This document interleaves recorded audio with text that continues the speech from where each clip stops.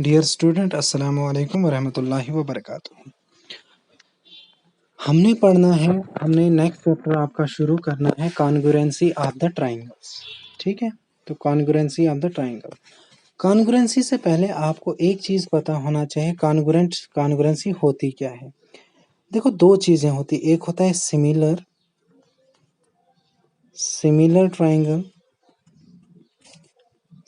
Triangles और दूसरा होता है कॉन्ग्रुएंट ट्राइंगल्स। सिमिलर ट्राइंगल्स क्या होती हैं? सिमिलर ट्राइंगल्स हुई जो ट्राइंगल्स एक जैसी होती हैं। क्या होती हैं? एक जैसी ट्राइंगल्स।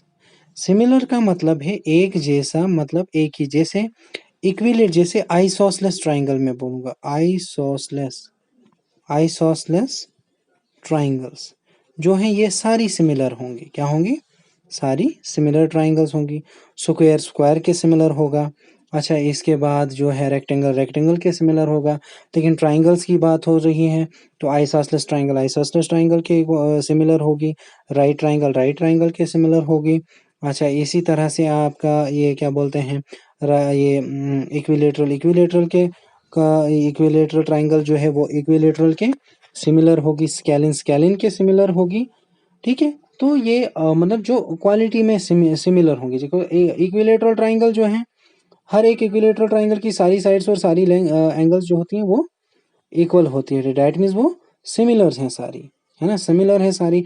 अब किसी का साइड कुछ भी हो, किसी के एंगल तो सबकी सेम ही होगी, लेकिन साइड की लेंथ उनकी वेरी करेगी। किसी ट्राइंगल की 3 सेंटीमीटर साइड होगी, किसी ट्राइंगल की 4 सेंटीमीटर साइड होगी, लेकिन वो सारी क्या होंगी? वो सारी सिमिलर होंगी। लेकिन इसके बाद कॉन्ग्रुएंसी की बात। कॉन्ग्रुएंट ट्राइंगल जो है, पहले जो कॉन्ग्रुएंट होंगी, जो आपके पास कॉन्ग्रुएंट ट्राइंगल होंगी, वो पहले क्या होनी चाहिए? पहले वो सिमिलर होनी चाहिए। क्या होनी चाहिए? सिमिलर। पहली बात, एक तो वो सिमिलर होनी चाहिए। क्या होनी चाहिए? सिमिलर। दूसरी बात फिर, यानी कभी भी स्केलिन ट्राइंगल जो है वो इक्विलेटरल के कॉन्ग्रुएंट नहीं होगी, कभी राइट ट्राइंगल आइसोसलेस के कॉन्ग्रुएंट नहीं होगी, कभी जो है आइसोसलेस जो है इक्विलेटरल के कॉन्ग्रुएंट नहीं होंगी। लेकिन पहले सिमिलरिटी होनी चाहिए इनमें। क्या होनी चाहिए? पहले सिमिलर ट्राइंगल्स होनी चाहिए। दूसरा यानी उनके कॉरस्पॉन्डिंग पार्ट्स जो होने चाहिए वो इक्वल होने चाहिए। क्या होने चाहिए? कॉरस्पॉन्डिंग पार्ट्स उनके आपके पास इक्वल होने चाहिए। यानी जैसे साइड, हर एक साइड उनका इक्वल होना चाहिए। इसके लिए कॉन्ग्रुएंसी क्राइटेरियाज आपने पढ़ने हैं।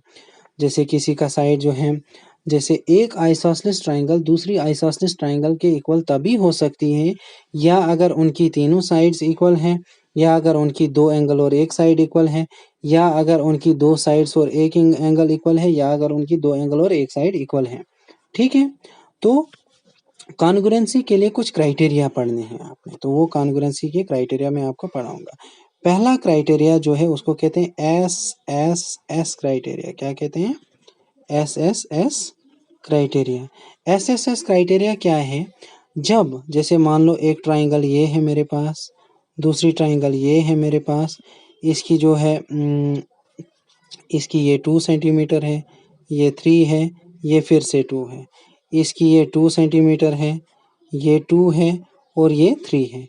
इसका मतलब क्या है? ये साइड जो है वो इसके इक्वल है, ये साइड जो है वो इस साइड के इक्वल है, और ये साइड जो है ये इसके इक्वल है।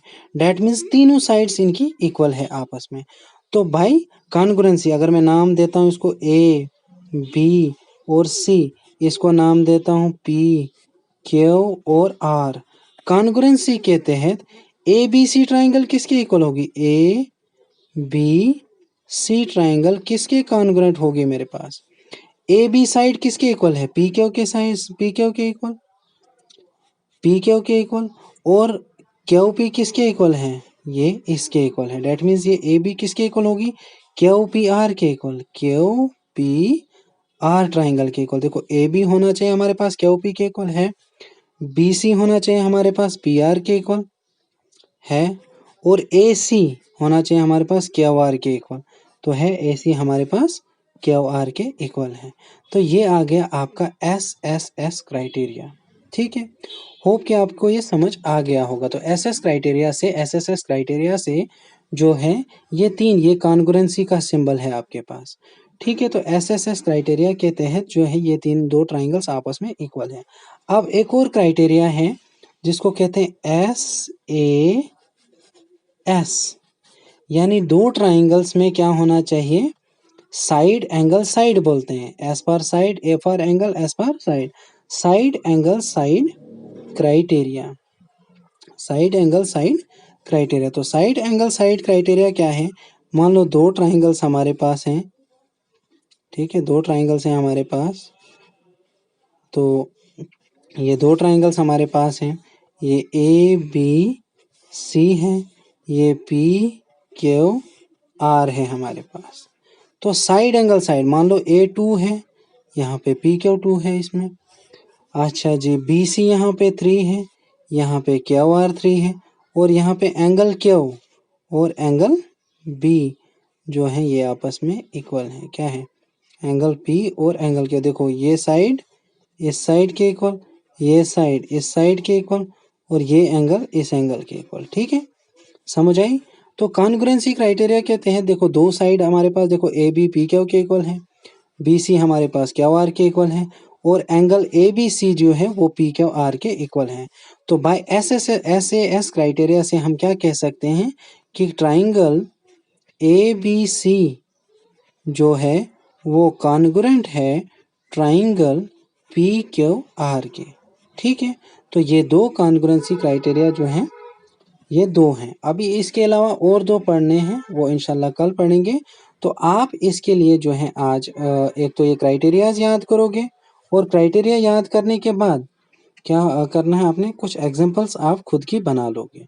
ठीक है, अब देखो ये दो ट्राइंगल्स तो सिमिलर तो हैं ही, लेकिन कॉन्ग्रुएंट होने के लिए इनके कुछ कॉरस्पॉन्डिंग पार्ट्स, ए बी जो है वो कॉरस्पॉन्ड करता है पी क्यू को, बी सी जो है वो कॉरस्पॉन्ड करता है क्यू आर को, और इसी तरह से एंगल बी जो है वो कॉरस्पॉन्ड कर रही है एंगल क्यू को। ठीक है, होप कि आपको ये समझ आ गई होगी।